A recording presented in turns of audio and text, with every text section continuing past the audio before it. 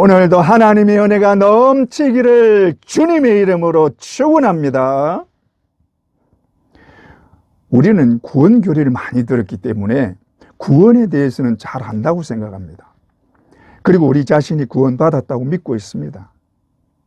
하지만 진짜 구원받은 것인지를 좀 생각하고자 합니다. 여기에 대해서 가장 구체적으로 다루는 성경이 로마서입니다. 우리는 예수를 믿으면 구원받는다고 알고 있고 또 그렇게 믿고 있습니다. 그런데 예수를 믿으면 왜 구원을 받습니까? 물론 성경에서 그것을 약속하셨기 때문입니다.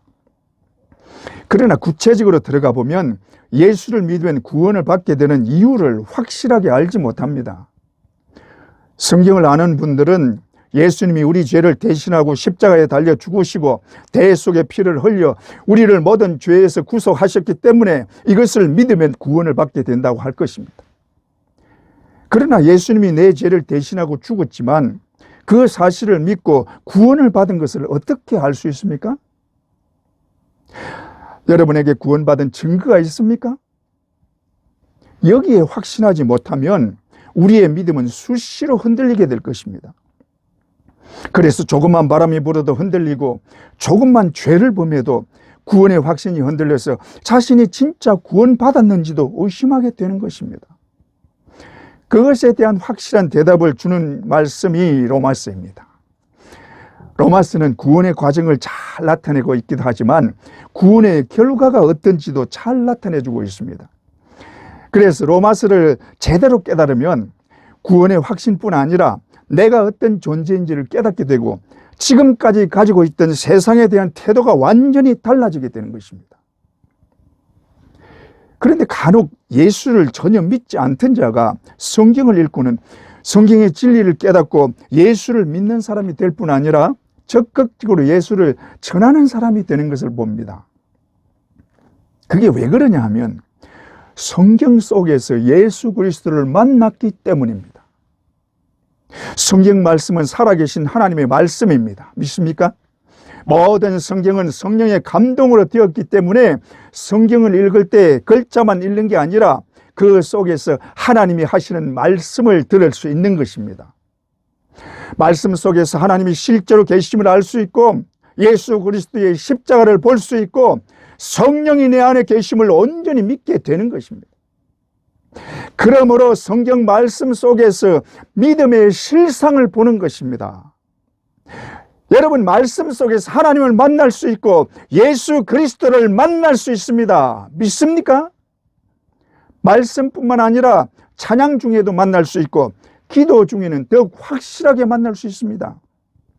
그리고 그 음성을 들을 수 있습니다.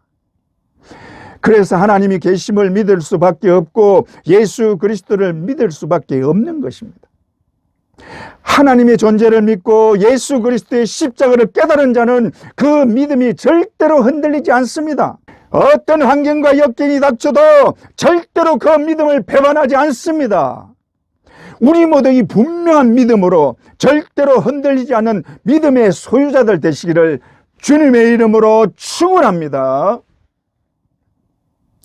그런데 바울이 로마서에서 구원에 대한 교리를 말할 때 가장 강조하는 것이 이신칭의, 즉 믿음으로 어렵게 된다는 것입니다.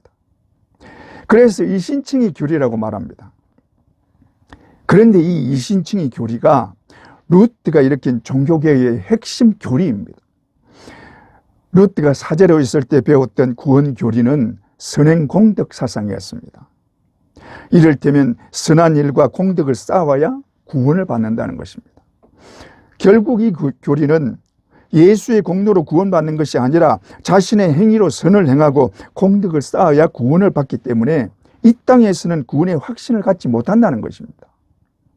그러나 루트는 로마서 1장 17절 오직 의인은 믿음으로 말미암아 살리라 하는 말씀에서 큰 충격을 받고 종교개혁을 일으킨 것입니다. 의인은 선행 공덕을 쌓는 자가 아니라 믿음으로 사는 자이다. 그래서 오직 믿음으로라는 슬로건 아래 죽음을 각오하고 종교개혁을 단행한 것입니다. 그래서 오늘은 이 이신칭의 교리를 살펴보면서 더욱 구원의 확신과 하나님의 은혜를 더 충만하게 받는 시간이 되기를 간절히 바랍니다. 첫째로 믿음이 무엇인가? 극히 기초적인 질문이지만 믿음에 대한 오해들이 있기 때문에 이것을 좀 짚고 넘어가려고 합니다. 먼저 믿음에는 그 대상이 있어야 합니다. 보통 기도를 할 때 보면 믿습니다 혹은 주여 믿습니다 하고 기도를 합니다. 그런데 정작 기도의 대상이 누구인지를 분명히 하지 않고 기도하면 아무리 열심히 기도를 해도 들어줄 대상이 없는 것입니다.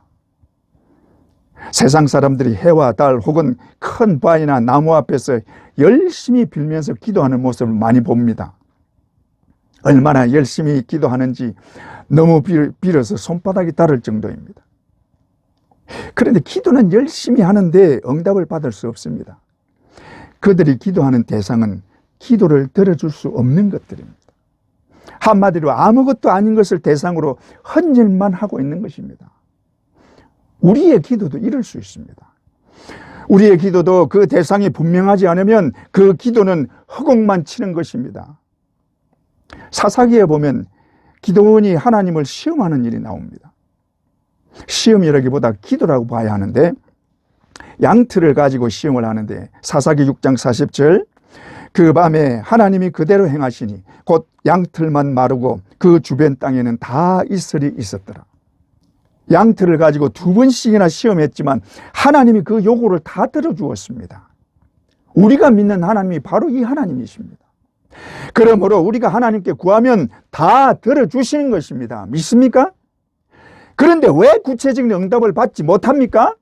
그 대상이 잘못되었기 때문입니다.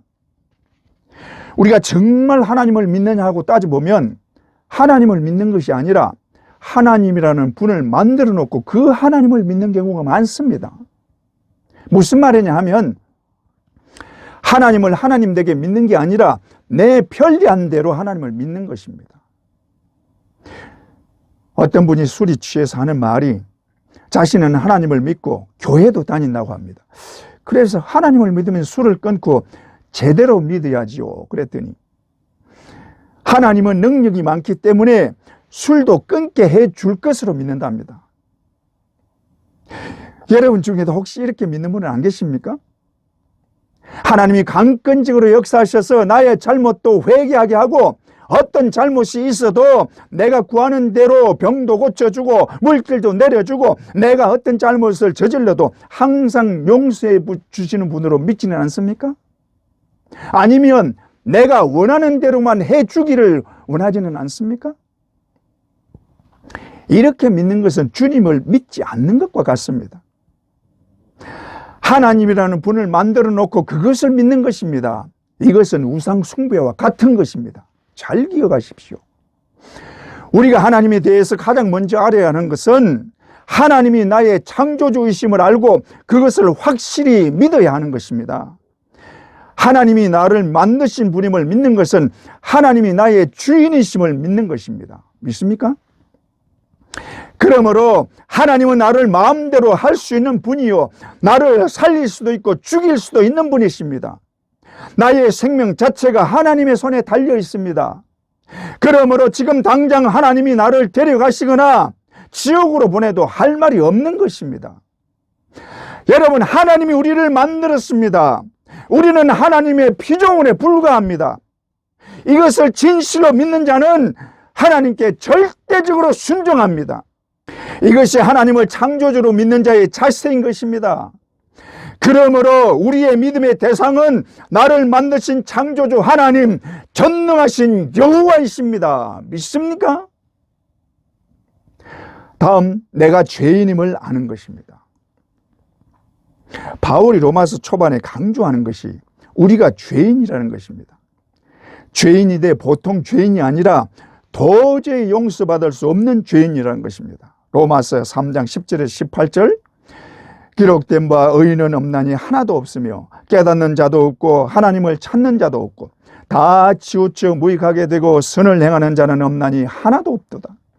그들의 목구멍은 열린 무덤이요 그 혀로는 속임을 일삼으며 그 입술에는 독사의 독이 있고 그 입에는 저주와 악독이 가득하고 그 발은 피 흘리는 데 빠른지라.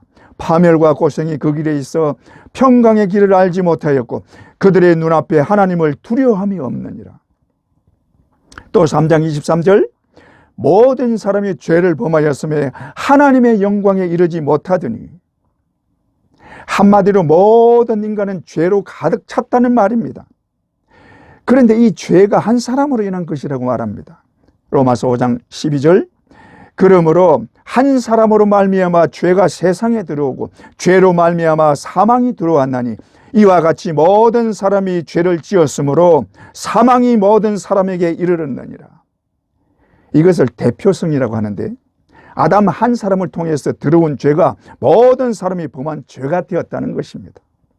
아담은 인간의 대표자이기 때문에 아담의 범죄가 그 후손 모두의 범죄가 되는 것입니다. 이 죄가 모든 인류를 사망에 이르게 하였고 도저히 헤어날 수 없는 멸망으로 밀어넣은 것입니다. 거기에 어떤 예외도 없으며 나 또한 똑같은 죄인임을 인정해야 합니다. 그래서 그 죄로 인해 죽을 수밖에 없는 죄인임을 분명히 알아야 하는 것입니다. 믿습니까? 그 다음에 전적 무능력입니다. 바울은 모든 인간은 죄로 죽었다고 말합니다. 에베소서 2장 1절 그는 허물과 죄로 죽었던 너희를 살리셨도다. 허물과 죄로 죽었다는 것은 더 이상 어떻게 할 수 없는 절망적인 상태를 말합니다. 죄 때문에 죽게 될 것이다라고 말하는 것이 아니라 이미 죽었다는 것입니다. 한마디로 방법이 없다는 말입니다. 여기서 죽었다는 것은 하나님의 생명에서 완전히 끊어졌다는 말입니다. 그리고 그 죄의 대가로 형벌을 받고 영원한 지옥에 떨어진 것입니다. 이것을 죽었다고 하는 것입니다. 그런데 인간의 능력이나 방법으로는 이것을 되돌릴 방법이 전혀 없는 것입니다. 왜냐하면 죽었기 때문입니다. 그러므로 죄를 해결할 수도 없고 형벌을 피할 길도 없는 것입니다. 이것이 인간의 전적 무능력입니다. 다음으로 구원자가 필요한 것입니다. 인간들은 지금도 자기 스스로 자신을 구원할 수 있다고 생각합니다. 그래서 세상과 죄악에서 떨어져서 죄를 멀리하고 계속 수양하면 구원의 길에 도달할 수 있다고 믿고 있습니다. 그래서 벽을 바라보고 수십 년씩 수양을 하고 있습니다. 그러나 아무리 그런다고 해도 아담으로부터 온 죄는 없어지지 않습니다. 이 죄를 해결하는 길은 죽음밖에 없기 때문에 내가 죽든지 내 대신 누가 죽든지 해야 합니다. 그래서 인간의 죄를 대신하고 죽는 구원자가 필요한 것입니다. 그러나 대신 죽는 자는 죄가 없어야 합니다. 그래야 남의 죄를 대신할 수 있는 것입니다. 이 죄 문제를 해결해 주시려고 하나님이 한 구원자를 이 땅에 내보내십니다. 그분이 우리 주 예수 그리스도이십니다. 믿습니까? 하나님은 도저히 해결할 수 없는 인간의 죄를 친히 해결해 주시려고 아무 죄 없으신 독생자를 이 땅에 보내시고 인간의 모든 죄를 대신하고 죽게 했습니다. 그것도 인간에게 내릴 진노를 다 쏟아붓기 위해 십자가에서 가장 고통스럽게 죽게 했습니다. 예수 그리스도는 우리 죄와 허물을 위해 가시관을 쓰시고 채찍에 맞아 쓰러지고 또 쓰러지면서 골고다 언덕을 올라야 했습니다. 그리고 양손과 양발에 못이 박혀 십자가에 달리시고 가장 고통스러운 저주의 죽음을 당하신 것입니다. 그가 왜 이런 죽음을 당해야 했습니까? 우리를 지옥에서 끌어올려 구원을 받게 하시려고 그 모든 고통을 당하신 것입니다. 하나님은 이 아들을 믿는 자에게 그 모든 죄를 사하시고 구원을 얻게 하셨습니다. 그 하나님이 말씀하십니다. 호세아 13장 14절 나 외에는 구원자가 없느니라. 그러므로 우리의 유일한 구원자는 하나님이요 그 아들 예수를 믿는 것이 구원받는 유일한 길인 것입니다. 믿습니까? 요한복음 14장 6절 예수께서 이르시되 내가 곧 길이요 진리요 생명이니 나로 말미암지 않고는 아버지께로 올 자가 없느니라. 그러므로 우리의 유일한 구원자는 우리 죄를 대신하고 십자가에 달려 죽으신 예수 그리스도밖에 없습니다. 믿습니까? 그래서 바울은 십자가 위에 자랑할 것이 없다고 말합니다. 갈라디아서 6장 14절 그러나 내게는 우리 주 예수 그리스도의 십자가 외에 결코 자랑할 것이 없으니. 할렐루야. 예수 그리스도는 내 대신 십자가에 달렸습니다. 그가 흘린 보혈은 내 모든 죄를 씻어주셨습니다. 우리는 이 사실을 잠시라도 잊지 말아야 합니다. 우리 모두 십자가와 예수 그리스도를 진정으로 사랑하고 자랑하기를 주님의 이름으로 축원합니다. 둘째로, 칭의는 무엇인가? 우리는 예수를 믿으면 구원받는다고 믿습니다. 이것은 약속의 말씀입니다. 그런데 왜 믿으면 구원을 받는지를 구체적으로 알아야 합니다. 우리는 자신이 구원받는 것이나 죄사함 받는 것을 확신하지 못하는 경우가 많습니다. 그게 왜 그러냐면 그 구원이 나로 인한 것이 아니기 때문입니다. 그래서 많은 신자들이 예수 믿으면 구원받는 것은 알지만 그 구원의 감격이나 기쁨을 누리지 못하고 있는 것입니다. 이것은 진정한 크리스찬이라고 할 수 없습니다. 진정한 크리스찬은 자신이 왜 예수를 믿어야 하는지, 예수 그리스도가 왜 사람의 몸을 입고 이 땅에 와야 했는지 아는 자요. 그 예수가 왜 모진 고통을 당하고 십자가에 달려 죽어야 했는지 분명히 아는 자요. 그것을 확실히 믿는 자입니다. 이것을 알아야 진실로 하나님을 찬양할 수 있고 십자가에 달리신 예수를 바라보고 한없이 눈물을 흘릴 수 있는 것입니다. 그럴 때의 마음에 기쁨이 찾아오는 것입니다. 우리 모두 이런 은혜가 있기를 주님의 이름으로 축원합니다. 그런데 이 모든 것이 내 믿음과 내 공로로 이루어지는 것이 아니라 다 하나님이 주신 은혜입니다. 우리가 받는 구원은 우리의 노력이나 열심으로 받는 것이 아니라 오로지 하나님 편에서 주시는 선물입니다. 그런데 이 구원이 외적인 것이 아니라 내적으로 주어진 은혜입니다. 그래서 우리가 잘 느끼지를 못할 수도 있지만 우리가 믿음을 가질 때 하나님 편에서는 우리가 상상할 수 없는 놀라운 일을 하시는데 그것이 뭐냐 하면 칭의입니다. 칭의는 법적 용어입니다. 무슨 말이냐면 법적으로 선포하는 용어라는 말입니다. 우리는 마땅히 죽어야 하는 죄인들입니다. 그래서 심판을 받고 죽어야 합니다. 그러나 예수를 믿으면 그 모든 죄가 사함받고 죽음에서 벗어나 구원을 받게 하셨습니다. 하지만 우리가 예수를 믿는다고 저절로 죄가 없어지는 것이 아닙니다. 죄는 하나님과의 관계이기 때문에 하나님이 죄 없다고 인정해 주셔야 죄의 사함을 받는 것입니다. 이 인정해 주시는 것이 칭의입니다. 그러나 이 칭의는 의롭게 된 자들에게 선언하는 것이 아니라 죄인들에게 선언하는 것입니다. 우리는 죄로 죽어야 합니다. 그런데 우리가 죽지 않았는데도 우리의 죄가 없어졌다고 하십니다. 어떻게 그럴 수 있느냐? 우리의 죽음을 대신하여 예수 그리스도가 십자가에서 죽었고 그것을 믿는 자들에게 그 죽음을 믿는 자들의 죽음으로 간주하시고 너희는 죄로 죽었기 때문에 어렵게 되었다고 선언하시는 것입니다. 이 선언이 칭의입니다. 그러므로 우리가 어렵게 되는 것은 우리의 믿음 때문이 아니라 하나님의 칭의 때문입니다. 그러므로 우리가 구원받는 것은 전적으로 하나님의 은혜요, 아무것도 한 것 없는 내게 값없이 주시는 하나님의 선물입니다. 믿습니까? 그런데 하나님이 그렇게 선언하시는 근거가 뭐냐? 그것을 바울은 그리스도와 연합해서 말합니다. 로마서 6장 3절에 4절, 무릇 그리스도 예수와 합하여 세례를 받은 우리는 그의 죽으심과 합하여 세례를 받은 줄을 알지 못하느냐? 그러므로 우리가 그의 죽으심과 합하여 세례를 받음으로 그와 함께 장사되었나니. 우리가 예수 그리스도를 믿는 것은 그가 내 죄를 대신하여 죽은 것을 믿는 것인데, 예수가 내 대신 죽은 것이기 때문에 예수의 죽음이 곧 나의 죽음이라는 것입니다. 이것이 나와 그리스도가 연합되었기 때문입니다. 그러므로 하나님이 우리를 어렵다고 선언할 수 있는 이유는 내가 죽었기 때문입니다. 그래서 너는 죄 없다고 선언한 것입니다. 그러나 이 칭의를 위해 하나님은 모든 것을 희생하셨고 자기 아들의 생명까지도 내어주었습니다. 칭의의 대가가 이렇게 큰 것입니다. 그 아들의 생명으로 그 대가를 치른 것입니다. 이 증인은 모든 죄를 사할 뿐만 아니라 더 이상 어떤 죄도 없다고 선포하는 것입니다. 우리는 대통령 특사가 어떤 것인지 잘 압니다.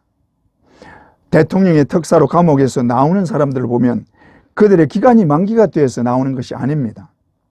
그러므로 그들의 만기가 찰 때까지는 죄인의 신분입니다.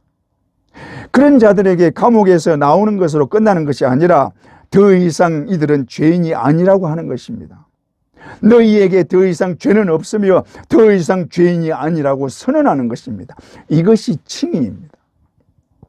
우리는 죄의 대가에 대해서 아무것도 치르지 않았습니다. 그 모든 대가를 예수 그리스도께 전가시켰습니다. 그리고 너희 죄는 깨끗하게 되었다고 선언하셨습니다. 그러므로 우리가 그것을 실제로 느낄 만한 어떤 변화가 있는 것은 아닙니다. 그러나 그 결과는 엄청난 것입니다. 칭의는 하나님이 선언한 것이기 때문에 그 결과 또한 하나님 편에서 다 오는 것입니다. 하나님 편에서 오는 것을 하나님의 은혜라고 하는데, 믿는 자들에게 오는 하나님의 은혜는 특별 은혜입니다. 이 특별 은혜를 여러 가지로 설명하는 것보다 확실하게 볼 수 있는 것이 바로 출애굽 사건입니다. 하나님은 그의 백성 이스라엘을 가나안으로 돌아오게 하기 위해서 모세를 택해서 애굽 왕 바로 앞에 보냅니다. 그리고 그 모든 능력을 주셔서 바로 앞에서 재앙을 내리게 하시고 이스라엘 백성들을 애굽에서 나오게 하십니다. 그러나 그들이 가는 길에 온갖 어려움이 있었습니다. 그런데 그 모든 어려움을 하나님이 다 해결해 주십니다. 홍해 바다가 앞을 가로막고 있을 때 바다를 가르고 없는 길을 만들어서 건너가게 하셨습니다. 사막을 통과할 때 물이 없어 목말라하는 백성들에게 바위를 터뜨리고 물이 솟아나게 하므로 모든 백성들이 마시게 하셨습니다. 먹을 양식이 없을 때 그들에게 하늘 양식인 만나를 내려 40년 동안 먹이셨습니다. 뿐만 아니라 그들 앞에 모든 적들을 하나님이 친히 싸워서 다 멸하셨습니다. 그리고 기어코 가나안으로 들어가게 하셨습니다. 하나님은 그의 백성들을 위해 어떤 수고도 아끼지 않았습니다. 심지어 그들의 의복도 헤어지지 않았고 발도 상하지 않도록 철저하게 지켜주셨습니다. 이것을 이사야서는 이렇게 말합니다. 이사야 43장 1절에서 2절, 야곱아 너를 창조하신 여호와께서 지금 말씀하시느니라. 이스라엘아 너를 지으신 이가 말씀하시느니라. 너는 두려워 말라. 내가 너를 구속하였고 내가 너를 지명하여 불렀나니 너는 내 것이라. 네가 물 가운데로 지날 때에 내가 너와 함께 할 것이라. 강을 건널 때에 물이 너를 침몰하지 못할 것이며 불 가운데로 지날 때에 타지도 아니할 것이요 불꽃이 너를 사르지도 못하리니. 할렐루야. 물 가운데로 지날 때에 내가 너와 함께 할 것이라. 강을 건널 때에 물이 너를 침몰하지 못할 것이며 불꽃이 너를 사르지도 못할 것이라. 하나님은 실제로 이렇게 하셨습니다. 이스라엘 백성들이 홍해 바다를 건너게 하셨고 요단강을 건너가게 하셨습니다. 불문불 속에 던져진 사드락과 메삭과 아벳노고를 불에 타지 않게 하셨고 불탄 냄새도 나지 않게 하셨습니다. 그만큼 하나님이 철저하게 지켜주시고 함께해 주신 것입니다. 믿습니까? 이것이 하나님의 특별 은혜입니다. 이 특별 은혜를 예수 믿는 자들에게 내려주십니다. 예수 믿는 우리를 어렵다고 선언하신 하나님이 우리를 그의 백성 삼으시고 우리에게 이 특별 은혜를 내려주십니다. 그러므로 하나님의 선언으로 어렵게 된 우리는 전적으로 하나님이 책임져 주시고 철저하게 보호해 주시는 특별 은혜를 받게 되는 것입니다. 할렐루야. 믿습니까? 그러나 우리가 하는 것은 단지 예수를 나의 구주로 믿는 것뿐입니다. 그 믿음조차도 하나님의 은혜로 믿게 된 것입니다. 그럼에도 그 결과는 우리가 도저히 상상할 수 없는 엄청난 것입니다. 우리는 지옥의 고통에서 영원히 고통받아야 하는 자들이었습니다. 그러나 그 저주에서 건져 지옥의 고통에서 벗어나게 하셨고 영원한 생명을 얻어 영광의 나라 천국에서 영원히 살 수 있게 하셨습니다. 이 모든 일이 우리의 믿음 때문이 아니라 오로지 하나님의 칭의로 인한 은혜입니다. 믿습니까? 뿐만 아니라 하나님의 칭의는 변하지 않는 선언입니다. 하나님은 변하지 않는 분이십니다. 심지어 회전하는 그림자도 없으신 분이십니다. 야고보서 1장 17절 온갖 좋은 은사와 온전한 선물이 다 위로부터 빛들의 아버지께로부터 내려오나니 그는 변함도 없으시고 회전하는 그림자도 없으시니라. 이처럼 변함없는 하나님이 너희는 어렵게 되었다고 선언하신 것입니다. 그러므로 우리가 어렵게 된 것은 너무나 분명한 일이요 여기에 아무도 다른 말을 할 수 없는 것입니다. 여러분, 하나님이 우리를 어렵다고 선언하셨습니다. 그러므로 누가 뭐라 해도 우리는 어렵게 된 자들입니다. 비록 어떤 때는 잘못을 저지를 수도 있고 죄를 지을 때도 있지만 그렇다고 하나님의 선언이 무효화되지 않습니다.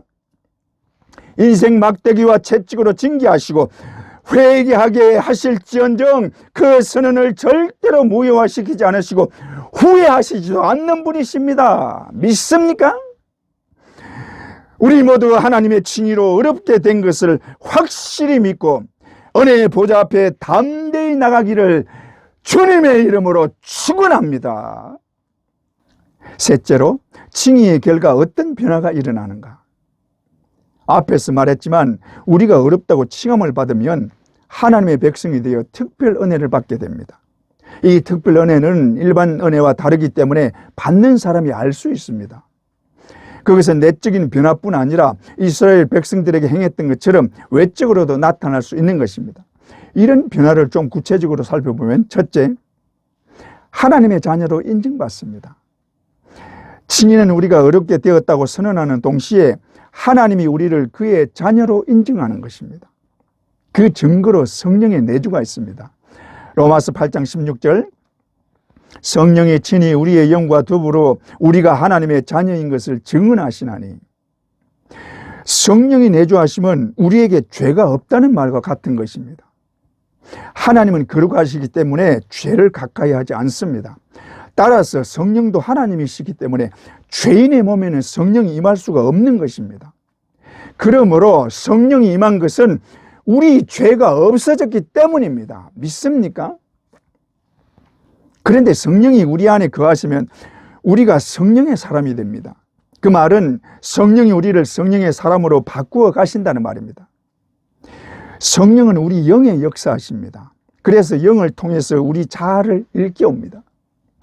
그래도 안 되면 성령이 직접 역사하십니다. 그래서 성령이 원하는 대로 바꾸어 가시는 것입니다. 성령은 영이나 마음을 통해서 우리에게 말씀하시고 가르쳐 주시고 잘못에 대해서 지적하시고 탄식하기도 하십니다. 그렇게 해서 우리를 점점 예수의 사람으로 바꾸어 가는 것입니다. 성령은 우리를 죄에서 멀어지게 하고 하나님을 가까이 하게 하십니다. 전에는 죄를 지어도 양심의 가책을 크게 느끼지 않았습니다. 그러나 성령이 임하신 후로 죄를 싫어하고 죄를 멀리하고 죄를 지으면 가책을 느끼고 빨리 회개할 마음을 가지게 되는 것입니다. 그래서 죄와 세상은 멀어지고 하나님 앞에 더 가까이 나가 은혜 받기를 원하고 날 위해 죽으신 예수 그리스도를 사랑하고 십자가를 자랑하는 사람이 되는 것입니다. 이것이 예수 믿고 구원받은 사람이요 하나님의 자녀라는 증거입니다. 이것은 안팎으로 일어나는 변화입니다. 그러므로 하나님께 어렵다고 인정받은 사람은 세상 사람들에게도 예수 믿는 사람이라는 인정을 받게 되는 것입니다. 믿습니까? 둘째, 구원의 감격과 기쁨이 넘치게 됩니다. 우리가 구원받는 것은 하나님과 관계가 회복된 것입니다. 본래 인간은 하나님과 아주 친밀한 사이였습니다. 그러나 죄로 인해 하나님과의 관계는 깨져버렸고 하나님이 주신 모든 것을 잃어버렸습니다. 그래서 하나님의 영광에 거하지 못하고 영원한 저주를 받게 된 것입니다. 여기에는 어떤 사람도 예외가 없습니다. 로마서 3장 23절 모든 사람이 죄를 범하였으며 하나님의 영광에 이르지 못하더니, 모든 사람이 죄를 범하였으며, 왜 모든 사람이 죄를 범했다고 하느냐? 바울은 이렇게 말합니다. 로마서 5장 14절 그러나 아담으로부터 모세까지 아담의 범죄와 같은 죄를 짓지 아니한 자들까지도 사망이 왕노릇하였나니. 또 15절, 곧 한 사람의 범죄를 인하여 많은 사람이 죽었은즉. 또 17절, 한 사람의 범죄로 말미암아 사망이 그 한 사람을 통하여 왕노릇하였은즉. 그 다음에도 18절에서 21절까지 계속해서 같은 논리로 한 사람의 범죄로 인해 사망이 들어오고 그 사망의 왕노릇으로 인해 모든 사람이 함께 죽었다는 것입니다. 죽는 것은 영원한 멸망을 의미합니다. 이것을 깨닫지 못하면 자신이 멸망받는 것을 모르는 것입니다. 이것을 모르기 때문에 예수 그리스도가 내 죄를 대신하고 죽는 것을 믿지 못하고 그 은혜를 깨닫지 못하는 것입니다. 사람들은 멸망받아야 하는 죄가 뭔지를 모르고 있습니다. 죄는 하나님과의 관계가 끊어져서 하나님을 믿지 않고 하나님을 떠나 불순종하는 것이 죄입니다. 따라서 하나님과의 관계가 끊어지고 하나님을 믿지 않는 모든 사람들이 다 죄인인 것입니다. 믿습니까? 그런데 이런 죄를 뉘우치고 하나님 앞으로 돌아오는 자는 아무도 없으며 오히려 하나님과 대적하고 하나님 대신 우상을 섬기는 죄를 더하고 있는 것입니다. 로마서 1장 21절 23절, 하나님을 알되 하나님을 영화롭게도 아니하며 감사하지도 아니하고 오히려 그 생각이 허망하여지며 미련한 마음이 어두워졌나니 스스로 지혜 있다 하나 어리석게 되어 썩어지지 아니하는 하나님의 영광을 썩어질 사람과 새와 짐승과 기어다니는 동물 모양의 우상으로 바꾸었느니라. 여기에 더하여 죄에 대한 마음이 둔하여져서 온갖 죄를 더하고 있습니다. 그 죄들이 1장 26절에서 31절에 적나라하게 나열되고 있습니다. 그러나 요즘은 이 죄들을 예사로 여기고 있고 그것이 인간이 누려야 할 권리라고 주장하고 있습니다. 그 대표적인 것이 동성연애입니다. 또 서로 합의한 간음은 간음이 아니라고 법적으로 명시하고 있습니다. 그래서 남자와 남자가 서로 부끄러운 일을 아무 거리낌 없이 하고 아내와 남편이 있는 사람들이 다른 사람들과 쾌락을 즐기고 그러지 않는 사람들을 오히려 바보들이라고 하고 있습니다. 로마서 1장 32절, 그들이 이 같은 일을 행하는 자는 사형에 해당한다고 하나님께서 정하심을 알고도 자기들만 행할 뿐 아니라 또한 그런 일을 행하는 자들을 옳다 하느니라. 한마디로 다 저주받을 자들이요 멸망받아 마땅한 자들이란 말입니다. 그러므로 인간편에서는 도저히 가망이 없는 것입니다. 그러나 이런 인간들에게 하나님이 구원의 손길을 내밀었고 구원의 방법을 주셨습니다. 그 방법이 무엇이냐? 하나님 자신이 죽는 것입니다. 죄로 인해 죽을 수밖에 없고 그것을 벗어날 어떤 방법도 없지만 그 죄를 하나님 자신이 대신하기로 한 것입니다. 자신이 만든 인간의 죄를 대신해서 하나님 자신이 죽는 것입니다. 그래서 자신의 생명과 같은 하나뿐인 자신의 아들을 이 땅에 보내시고 십자가에 달려 죽게 한 것입니다. 그리고 그 아들 예수 그리스도를 믿는 모든 자에게 구원을 베풀어 주신 것입니다. 믿습니까? 이것을 바울은 이제는 이라는 말로 나타내고 있습니다. 로마서 3장 21절에서 22절, 이제는 율법에 하나님의 한 의가 나타났으니 율법과 선지자들에게 증거를 받은 것이라. 곧 예수 그리스도를 믿음으로 말미암아 모든 사람에게 미치는 하나님의 의니 차별이 없느니라. 할렐루야.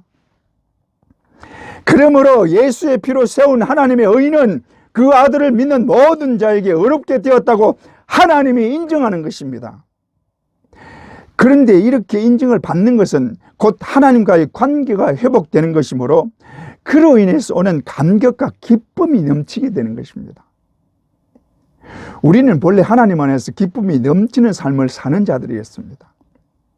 그러나 죄로 인해 모든 것이 파괴되고 기쁨은 사라졌고 슬픔과 한숨만 가득하고 염려와 근심이 끊이지 않는 삶이었습니다.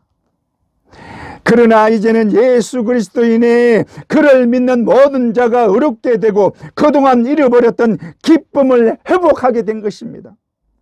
내가 예수를 믿고 보니 내 모든 죄가 사함받았고 죽음의 공포에서 벗어나 참 자유를 얻게 된 것입니다.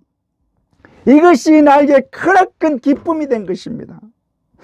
더욱이 지금까지 알지 못했던 천국을 알게 되고 그 천국에서 오는 기쁨이 가득 차게 되는 것입니다.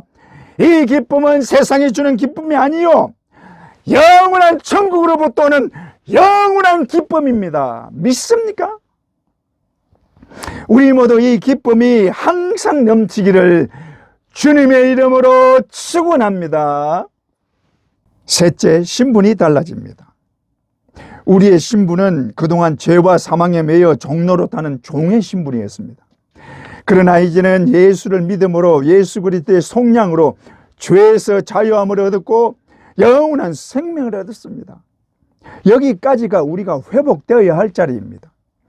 그러나 하나님의 은혜는 여기서 그치지 않고 우리를 그의 자녀가 되게 하셨습니다. 이것은 본리의 자리를 뛰어넘는 상상할 수 없는 것입니다. 죽어 마땅한 죄인들을 자신의 아들의 죽음으로 구원해 주신 것만 해도 말할 수 없는 은혜인데 그의 자녀까지 삼아주셨습니다. 할렐루야. 이것이 예수 그리스도의 구속으로 하나님의 칭의를 받은 결과입니다. 로마서 8장 15절 16절, 너희는 다시 무수하는 종의 영을 받지 아니하고 양자의 영을 받았으므로 우리가 아빠 아버지라 부르짖느니라. 성령이 친히 우리의 영과 더불어 우리가 하나님의 자녀인 것을 증언하시나니. 여러분, 예수 그리스도가 하신 일이 이렇게 놀라운 것입니다. 이것이 하나님이 우리를 어렵다고 한 결과입니다. 우리가 영원한 생명을 얻는데 그치지 않고 그의 자녀 삼아 하나님을 아버지라고 부르도록 신분을 바꾸어 주셨습니다. 뿐만 아니라 그의 자녀의 권세까지 주셨습니다. 요한복음 1장 12절, 영접하는 자 곧 그 이름을 믿는 자들에게는 하나님의 자녀가 되는 권세를 주셨으니. 할렐루야. 이 권세가 어떤 권세냐? 예수님과 같이 하나님 나라 천국을 유업으로 받는 권세입니다. 로마서 8장 17절, 자녀이면 상속자 곧 하나님의 상속자요 그리스도와 함께한 상속자니. 예수 그리스도는 우리의 죄를 지고 십자가에 달려 죽으시고 장사한 지 3일 만에 부활해서 천국에 오르시고 하늘과 땅의 모든 영광을 다 받았습니다. 그 영광 가운데서 온 세상 만물을 다스리시고 심판하는 자리에 앉으셨습니다. 그런 예수 그리스도의 영광에 우리가 함께하는 것입니다. 이것이 하나님이 우리를 자녀 삼아 주셨기 때문입니다. 그러니 우리의 신분이 얼마나 대단해진 것입니까? 우리가 예수를 믿는 것이 이처럼 엄청난 결과를 초래하는 것입니다. 이것이 하나님이 우리를 어렵다고 인정하시고 선포하신 칭의 때문입니다. 그러므로 자신을 하찮은 존재로 생각하지 말아야 합니다. 우리는 보통 존재가 아닙니다. 온 우주의 주인이시오 만물을 주관하시는 하나님이 우리를 그의 자녀 삼아 주셨습니다. 믿습니까? 그러므로 우리는 하나님의 자녀요 하나님의 영광 가운데 영원히 거하는 자들입니다. 그 영광 가운데 우리가 있습니다. 그 영광 가운데 내가 있습니다. 할렐루야. 우리 모두 하나님의 자녀로서 하나님의 영광 안에 언제나 거하게 되기를 주님의 이름으로 축원합니다.